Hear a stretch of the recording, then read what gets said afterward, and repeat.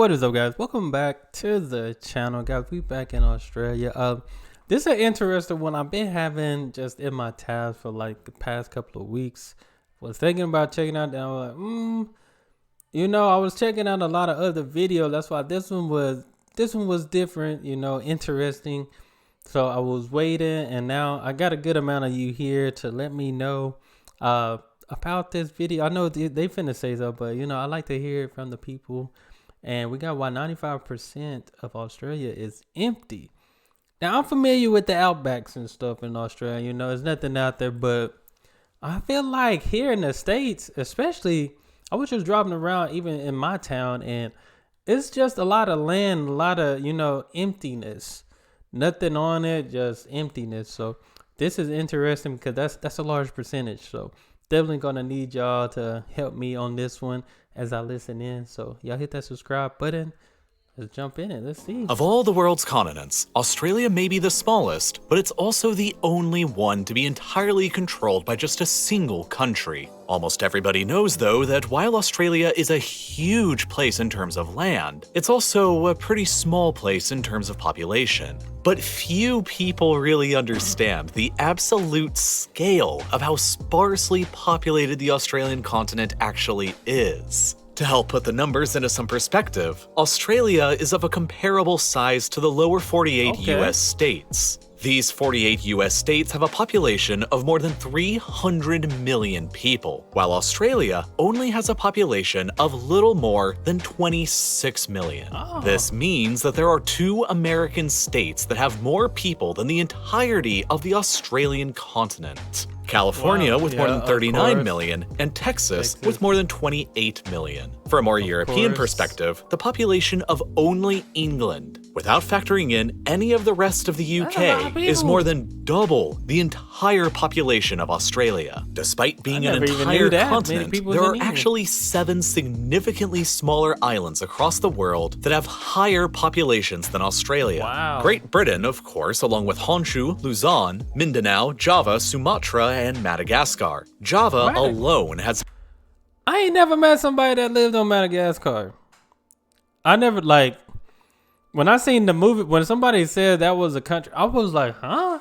I was thinking of the movie Madagascar, with the animals and stuff like that, but I didn't know that many people. I've never met somebody from Madagascar. That's nearly 6 times Australia's tiny population, despite being an island that is 60 times smaller than Australia, the continent. But it still gets even crazier because there's also a bunch of cities across the world that right now have more people than the entire continent as well. The Tokyo, Jakarta, and Delhi metropolitan areas all have greater populations than the entirety of Australia, while the Shanghai and Seoul metro areas have roughly similar populations. Sao Paulo, Mexico City, New York City, Cairo, Lagos, Mumbai, and Moscow all have largely comparable metropolitan populations to Australia as well. And all things considered, Australia really only has 5 actual major cities across their continent: Sydney, Melbourne, Brisbane, Perth, and Adelaide, which collectively account for the residences of nearly 2 out of... I ain't gonna lie, I thought these were closer to each other than... I didn't know Perth was all the way over there. That's crazy. Let's see. Okay, these 4 are pretty close to each other. I'm sure it's still, it's still a good drive. I thought Perth was over. My fault. I don't be listening well, guys. But out of every 3 Australians, that's pretty cool. Australia is therefore among the most heavily urbanized nations in the world, with the overwhelming majority of the population, around 90%, concentrated into relatively small urban areas that only account for 0.22% of Australia's total land area, with half of the overall population living within just these red areas, and the other half almost entirely living in these blue areas. Overall, around 85% of all Australians live within just 50 kilometers of the coastline, meaning that there's hardly anyone deeper into the continent's vast interior. This unique population distribution creates a lot of fascinatingly bizarre situations across the continent. For example, this is the Shire of East Pilbara in Western Australia. It is roughly the same size as Japan, But there's only a bit more than 10,000 people who live here, and half of them just live right here in the town of Newman. Wow. It's basically just a small town, but with the space of Japan. Then, perhaps even more strangely, there's the pastoral unincorporated area down here in South Australia. This dot is the city of Adelaide, Australia's 5th largest city, home to more than 1.3 million people. Ooh. And immediately adjacent to this oasis of urban life is the pastoral unincorporated area, a territory that's roughly the size of France, but is only home to a whopping 3,750 people, What? making the population density something like 178 square kilometers of land for every Oh my one person. gosh. That is roughly one Aruba's worth of land for every single resident inside of the pastoral unincorporated area. So does that mean, is there a high chance for you to like own a lot of land? Cause I seen what was the show? The Outback. Dang it! I did a video with this family about this family. They had their own business, and what was it called? See, I gotta find it now. Sorry, I gotta find it, cause I just did this show, and this family had a lot of land. Like, it was a crazy amount. Let me see. Which one? Keeping Up with the Joneses. Untamed, that's what it was. Keeping Up with the Joneses, Untamed. This family, they had so much land. Like, they had a couple of helicopters, a big family business. I think they even had some trucking, those road truck things, the long big ones. But that's just big as France, and it's that many people. That's a lot of land out there. Then there's also Anna Creek right over here. Keeping Up with the Joneses This is a good. huge territory that's slightly larger than Israel. And yet, it isn't a country or even a governmental entity at all. No, Anna Creek is actually just a privately owned cattle ranch. Oh. The largest cattle ranch found anywhere in the See, world this is by like that, far almost. that is only staffed by 8 full-time employees according to Wikipedia. Just so, 8? this entire area that's the size of Israel is usually only home to less than a dozen people and around 10,000 cows. Australia is really, really, really empty. And to hammer the point home even further, That is wild. consider the towns of Esperance on the south coast and Kununurra near to the north coast. Both of these towns are within the same state of Western Australia, and it takes at least 35 hours of time to drive from one to the other across a distance of more than Oh my 3,200 kilometers. And along that entire distance in time, you'll maybe only drive through a population of less than 70,000 That's a long people way. the entire way. For comparison, this drive would be about the same time and distance as driving from Madrid to Istanbul across nearly the whole of Europe, where there would be a lot more Yeah, than it would- 70,000 probably would have people. been about a So couple what of is it million about people. Australia that makes it such an overall empty void of people? What is it about this continent that has made everything That I is just brought up crazy. possible? Well, the easy answer that I'm sure most of you are thinking right now is the desert. Duh. Everybody knows that Australia is covered in a big old desert with tons of super dangerous animals and my gosh. insects. Who would ever want to actually live in most of the country? That's a And big while fact. there is some truth to this line of thinking, I am here to argue with you that that's only a small part of the overall population puzzle in Australia, and the full explanation for why there are so few people on this continent is overall a pretty complicated one. Most of the problem stems from the fact that Australia is pretty uniquely cursed when it comes to both the geologic and location Uniquely perspective. cursed, I never heard that. Located relatively close by to Antarctica, Dang. the frozen continent, the western side of Australia is continuously battered by cold ocean currents coming up from the Southern Ocean, which means that there simply isn't enough heat to generate large-scale evaporation that's necessary to form rain clouds over much of the west. Meanwhile, in the east, the Great Dividing Range is Australia's largest and longest chain of mountains, and the 5th longest anywhere in the world. These mountains run down the entire eastern side of the continent from north to south, and their height denies many rain clouds advancing from the Pacific the ability to move any further into Australia than the immediate and narrow band of land between the mountains and the coastline.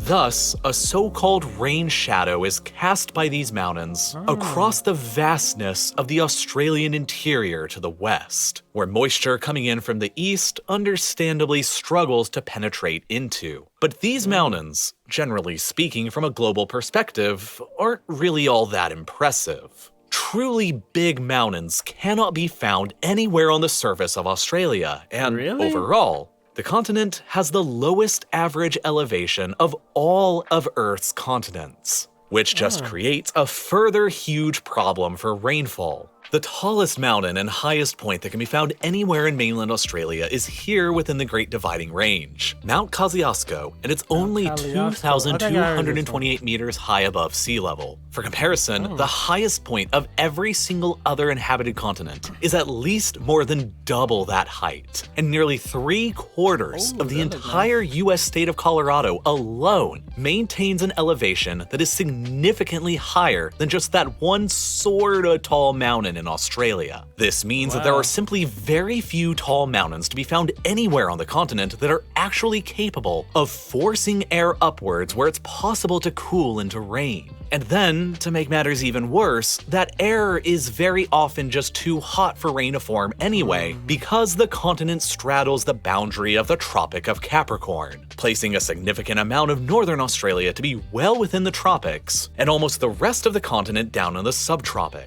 This area of the world is dominated by the subtropical high-pressure belt that wraps around the entire globe, and it simultaneously serves to both warm and dry the air around it. So whatever air even does get pushed up by the few tall mountains in Australia has to also contend with this phenomenon. And what's even more, Australia has to also contend with the difficult-to-predict oscillations of the southern Pacific Ocean known as El Niño and La Niña during an El Niño event, which can sometimes last for years at a time. The southern Pacific often goes through prolonged periods of slower-than-usual westerly winds. Now, this was just that was an interesting 2 to 3 minutes of stuff right there, just talking about how it never rains and how small the mountains are compared to everywhere else. But, I mean, when I looked at videos, the weather looked good. The weather looked nice. And in some parts, it does look, I do follow 2 families on Instagram that live in Australia. So I'll be trying to keep up with the times and, just look at the weather and stuff. But I've been looking like it's some good weather. I mean, then again, it is summertime over there. But this is definitely some stuff I never knew. Most definitely. And that naturally means that there will be less atmospheric moisture delivered by those winds to the eastern and northern parts of the Australian continent, often accompanied by exacerbated drought-like conditions. It's unsurprising then that many of the worst bushfires in Australia's history have taken place at the exact same time as during one of these El Niño events. All of these factors converge to make Australia by far the driest inhabited continent on the Earth, with the least amount of average annual rainfall, and consequently, desert or desert-like conditions understandably exist over about 35% of the continent's total area. I ain't gonna lie, like Texas can have its dry moments, but this looks super dry. This looked like when I seen Rango, when that little lizard was out there on the road, I'm starting to think he was in Australia. Understandably exist over about 35% of the continent's total area. I mean, just take a look at this map of Australia's average rates of annual rainfall, where you can see most of the rain on the continent falls on the east coast in the stretch of land between the coastline and the Great Dividing Range, in the north that stretches into the tropics, Tasmania in the south, and around Perth in the southwest corner. It's basically an identical map with Australia's current population density pattern, except in one very interesting and notable area, Northern Australia, The problem up here is not that it receives a low amount of rain on average, but that it receives that rain largely all at once and over ridiculously variable periods of time. Just like everywhere else in the tropics, northern Australia is dominated by the wet and the dry season, where rainfall is greater during the summer and less during the winter. In the case of Darwin, the largest city up here on Australia's northern coast, the average annual rainfall amount is more than 1,800 millimeters, which is nearly triple the amount of rainfall that London gets. However, the vast majority of that rain falls during just the 4 months of the wet season between December and March, when the area's monsoons and tropical cyclones are generally active. And when you discount the immediate coastline, the rest of northern Australia in the interior, between the coast in the north and the Tropic of Capricorn in the south, suffers from some of the most highly erratic rainfall seen anywhere on the planet. That is, oh my gosh. I almost thought it looked like it was a former tornado, but I'm telling you, here in Texas, and we had some tornado warnings and stuff like that, because we get that too here in Texas. Like, it'll be cold. Like right now, the temperature just dropped. It's been cold the past 2 days, but today and yesterday I would say. So you might as well say past 2 days. Well, past day and today, including today, but. It was warm. And then it rained like a couple of days. And y'all know, I mean, we all know how tornadoes are formed with the hot and cold, air and stuff like that or whatever. But we ain't never experienced that in the wintertime. But this is a cool shot, though, of a little rain in a very dry place in Australia. Largely owing to the unpredictable pattern of the area's tropical cyclones. Back in 1898, one of these cyclones dumped an absolutely unbelievable 740 millimeters of rain over this small northern Australian town in just a single day. More than the entire average annual rainfall of London. Which could give the false impression, if you just looked at that single year, of more rainfall here than in the UK. But then, a few decades later on, in 1924, without any cyclones penetrating through to the interior here, this town only received 4 millimeters of rain throughout the whole year, which is even less than the yearly average of the Sahara Desert. But it's not just the erratic nature of the continent's rainfall that makes fresh water a scarcity here. It's also the lack of any decently large rivers. The most significant river system on the continent is the Murray-Darling Basin here in the southeast, in one of Australia's most heavily populated cores. But it just kinda sucks from a build-a-big civilization perspective. First of all, the waters of the system flow southwestward and empty out right here on the south coast. This isn't really good because, as mentioned previously, most of this basin exists in the part of Australia beyond the Great Dividing Range that doesn't usually see a lot of rainfall to replenish the rivers with water. As a result, the average annual flow of the waters in the basin amounts to just 24,000 gigaliters a year, which is the lowest rate of flow of any of the world's greatest river systems. For comparison, the Mississippi Basin in the United States has an average annual flow of nearly 530,000 gigaliters a year, which is more than 22 times the flow of water that Australia's greatest river system has got. Nonetheless, it's the best that the continent has got, and the basin provides the drinking water for around 3 million Australians today, while the area around it has developed into the agricultural heartland of the modern Australian nation, providing nearly the entirety of the food that the 26 million people of Australia consume, along with enough to export to millions more across Asia. But as climate change continues to worsen the effects of drought on the continent, the waters that feed this agricultural heartland through the Murray-Darling Basin are getting harder and harder to come by with every passing decade. 9 of the 10 hottest recorded years in the continent's history have taken place just since 2005. These higher temperatures are rapidly increasing the rates of evaporation throughout the waters of the basin. And with already limited rainfall throughout the majority of it, it's making See what the heat make your eyes do, boy, them things was looking like some people. The water here increasingly scarce, with some sections of the basin at times remaining completely dry for months on end. And it's not just the scarcity of fresh water on the continent that makes sustaining a very large population difficult. It's also the scarcity of good land for farming and agriculture, owing once again largely to What is geography, that? geology, and location. In northern Australia, there hasn't been any new mountain building since the pre-Cambrian era that ended 1.5 billion years ago. And even further, there hasn't been any glacial activity here since the Carboniferous ended nearly 300 million years ago.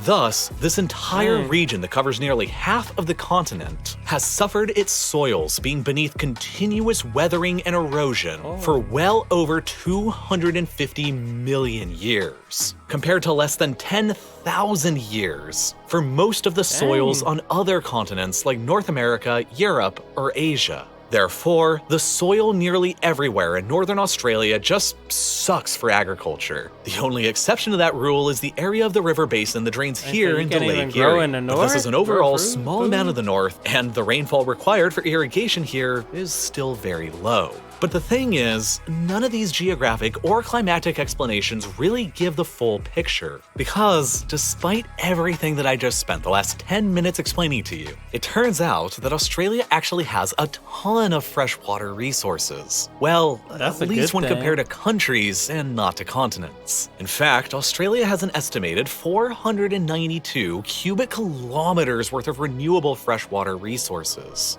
which is more than a lot of countries with significantly higher populations. That's twice as much as Pakistan, for example, a Whoa. country which has more than 8 times as many people. So it's not just a sheer lack of fresh water, and it's not just a sheer lack of arable land either. While, yeah, only about 6% of Australia's land is actually arable and suitable for agriculture, Australia is huge. So that 6% is still a ton of usable farmland. To put it in a context, Australia has more arable land than Indonesia, Malaysia, Singapore, the Philippines, Vietnam, Cambodia, and Dang. Laos all have combined. Despite all of these countries having a That's a lot. combined That's a lot. population of 542 million people, and Australia only having 26 million people. To put it into another perspective, That's Australia has by far the highest ratio in the entire world of arable land to population at around 1.9 arable hectares of land for every 1 citizen of the country. For the sake of comparison, the ratio in the United States is only about 0.47 arable hectares of land per 1 citizen. This means that if Australia ever reached the same ratio of arable land to people as the United States, the continent would be home to well over 90 million people, Dang. still substantially less And than the I'm sure y'all wouldn't want that many people living in Australia. I ain't gonna lie. Australia, good size of 26 million people. That's not too many people, of course, that we've seen. But it seems like that's okay. That's okay. You got a lot of land, a lot of something to, work with. But I don't think if they were just like the other country, it might be overcrowded. I think 90 million would be overcrowding in Australia. 'Cause as y'all seen when they talk about like Pakistan and all, these places are crowded.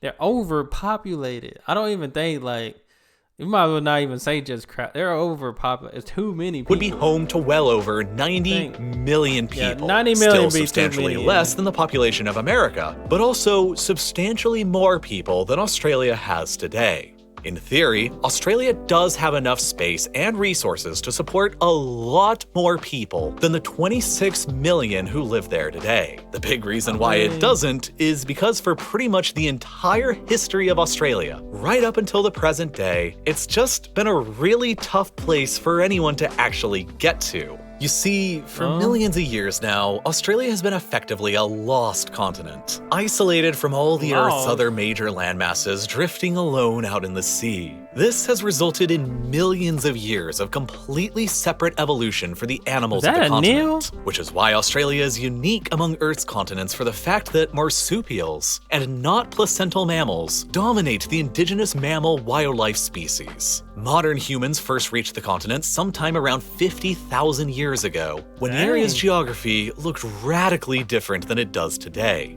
With sea levels significantly lower back then, humans were able to simply walk down the Sunda Peninsula, hop across just a few islands, and then make it into present-day New Guinea, which back then was connected to Australia via a land bridge as the prehistoric They used to be walking no problem back then. continent or of on their Sahul. animals. And after these initial humans made it to the continent, they remained almost entirely undisturbed for tens of thousands of years by any other groups of humans from anywhere in the outside world. As sea levels began to rise following the end of the last ice age, Sahul was flooded and the land bridge between New Guinea and Australia fell beneath the waves around 10,000 years ago, making Australia even more remote than it had been previously, and even less likely to ever be visited by outsiders. For the next 9,600 years before the eventual arrival of the Europeans in the 17th century, the Australian continent may have only been significantly visited and impacted by outside humans a total of just 2 times. What? Dingoes, an invasive species of dog likely originating from New Guinea, were introduced to Australia sometime around 8,300 years ago, dingoes? potentially by an unknown group of human visitors coming from the island.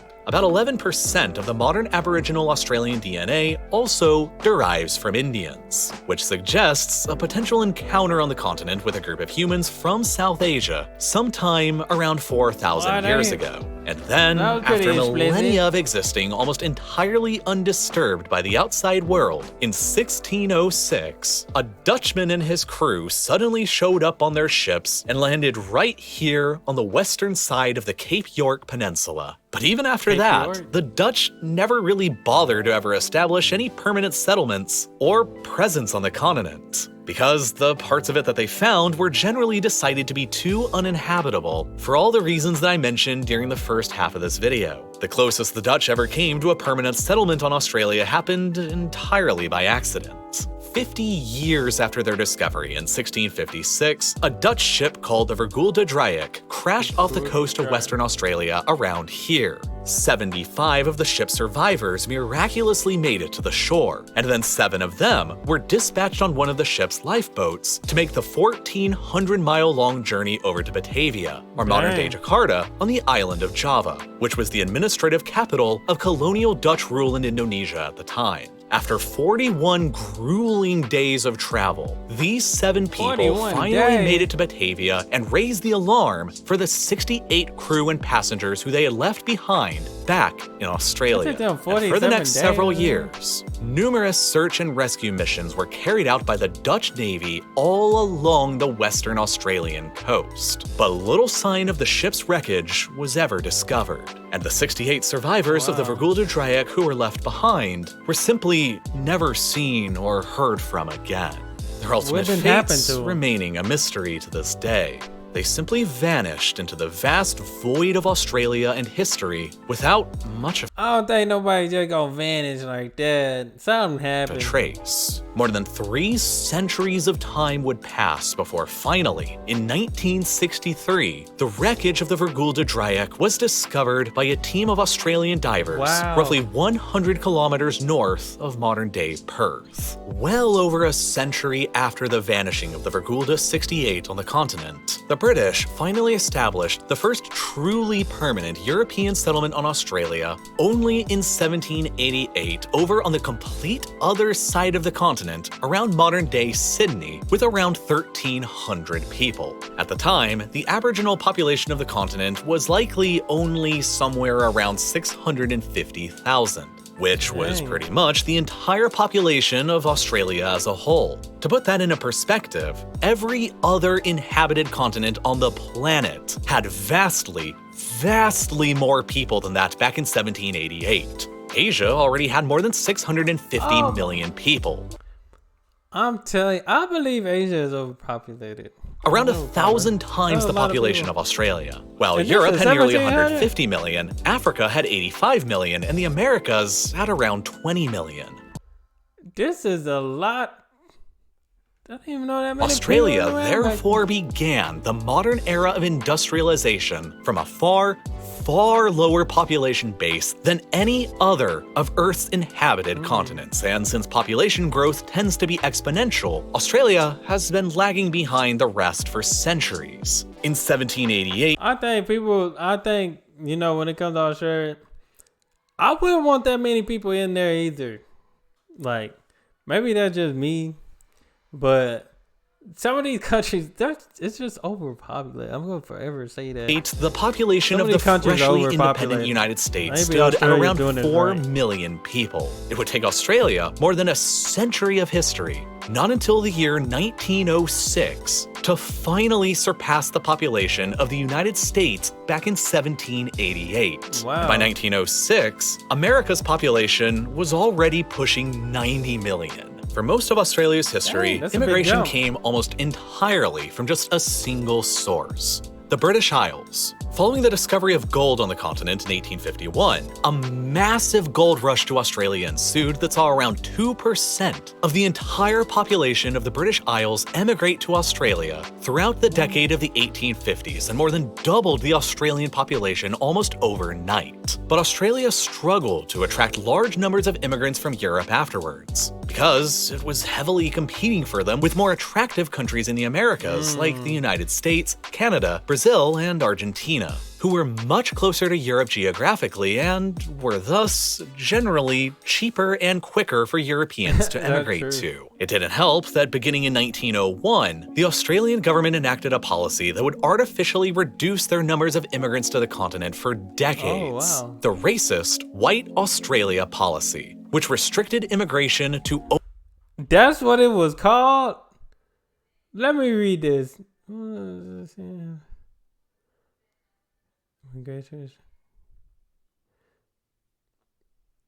Anybody who went as that's correct. That is what it's called. That's wild. the racist White Australia policy, which restricted immigration to only people of white, European ancestry, and initially gave overwhelming preference to migrants coming specifically from Britain. As a result, the flow of immigrants to the continent remained only a trickle of people for decades across the early That's 20th crazy. century, while at the same never time, recalled that. millions of immigrants were arriving in the United States every couple of years. The population of Australia even shrank during World War I, when nearly Wow. 1 in 5 of Australia's men were shipped off to fight the war in Europe. Around 2.5% of Australia's entire got some male people. population of the time never made it back home from the trenches and Dang. beaches of Europe. By the eve of World War II, Australia was a small and overwhelmingly European nation of only around 7 million on the periphery of Asia. And many white Wow. Australians of the time were terrified of being demographically overwhelmed by the extremely more populous nations of Asia just to the north. By the time war came to the continent, Imperial Japan had more than 10 times Australia's population, at more than 73 million. And after the Japanese bombed the northern Australian city of Darwin in 1942, fears dang. across the continent were rife that an imminent Japanese invasion was coming. And while the man, that invasion would've been never bad. actually materialized, the Australian government nonetheless came to believe that they needed to increase their population to avoid the threat of another invasion scare like that again in the future. that would've been Before very 1945, almost all the immigrants to Australia came from either Great Britain or Ireland. But after the war, Australia for the very first time began encouraging immigration from across the European Okay. continent. The policies restricting immigration largely only to Britons were gradually relaxed to be more inclusive of all Europeans, and by the 1960s, 3 million mainland Europeans from places like the Baltic states, Dang. Poland, Italy, the Balkans, and Greece packed up their bags and headed to Australia to begin a brand new life. Many of them being Okay. displaced refugees from the war. But the exclusion of non-whites as immigrants to the continent remained largely in force for several more decades, That's even crazy. after the war. It wasn't until 1973, nearly 3 decades after the end of World War II, 1970s? that the White Australia policy was finally overturned and race Damn. ceased being a factor in the continent's immigration policy. So you telling me only white people can be in Australia up until 1973? That's crazy. Ever I since, can't believe Australia this has was a real maintained an law. official policy of multiculturalism and has welcomed large-scale, I can't believe it, but then again, I can believe it. Never mind. I can believe it. I don't know ethnic why I said immigration that. for decades from all across the world. And now, in the 21st century, the vast majority of new Just how immigrants to the times were continent back then, come just how from times Asia were. and not from Europe, especially from China and India. Today, Australia caps the new numbers of immigrants to the continent at less than 200,000 a year, which, for a country of only 26 million, is actually a pretty consistently high rate of immigration. As of 2020, I think they're gonna be growing. They might just hit 30 million in the next couple of years. 2022, nearly 1 in 3 people on the Australian continent was born outside of it, which is by far the highest proportion of immigrants found in the population of any developed Western nation. Australia today is a proud nation of immigrants from all across the world, and by 2050, the continent's population is projected to increase up to around 36 million. About the same as Canada today, and largely through continued immigration. But the growth over the next 2 decades will not come without its challenges. The continent's ancient natural challenges like unpredictable rainfall, drying rivers, droughts, and vast arid wilderness, along with new challenges like the uncertain course of climate change, mean that Australia has an epic battle against its own environment ahead of it to continue increasing their population. But despite all the odds that are stacked up against them, the country is actually one of the world's most major agricultural producers and exporters. With more than 104 million sheep on the continent, there are 4 times as many sheep as humans, and consequently, Australia is the world's 2nd largest producer of sheep and wool, and the 5th largest producer of beef. In addition, Australia is the home of slightly more than half of all the world's certified organic farmland, and is a global leader in almond and lentils production. And best of all, Australia's rich culinary culture is heavily represented by the sponsor of this video, HelloFresh, through delicious recipes like their sweet and savory surprise gifts. Okay, I think they're just gonna be talking about HelloFresh for the remainder of the video. This was some new news to me.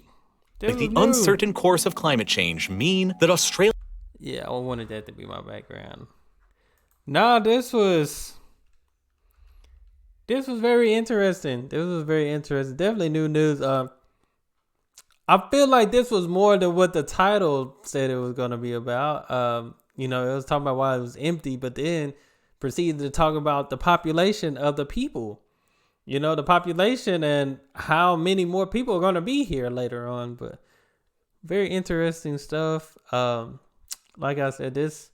Of course, I know some of y'all gonna, hit those comments and give me even more information, but, I'm sure y'all seen my reaction to some things, but all in all, this was very informative. Like I said, a lot of things that I didn't know, but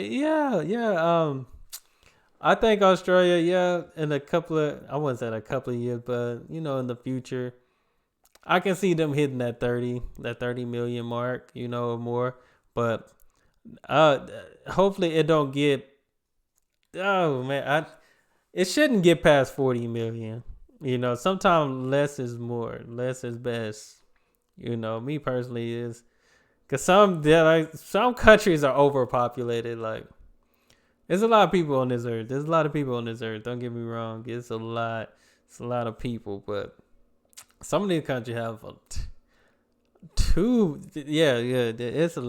it's a lot, but definitely enjoyed this. Like I said, new information, always good. Can't wait to see what y'all have to say as well. Y'all hit that subscribe button.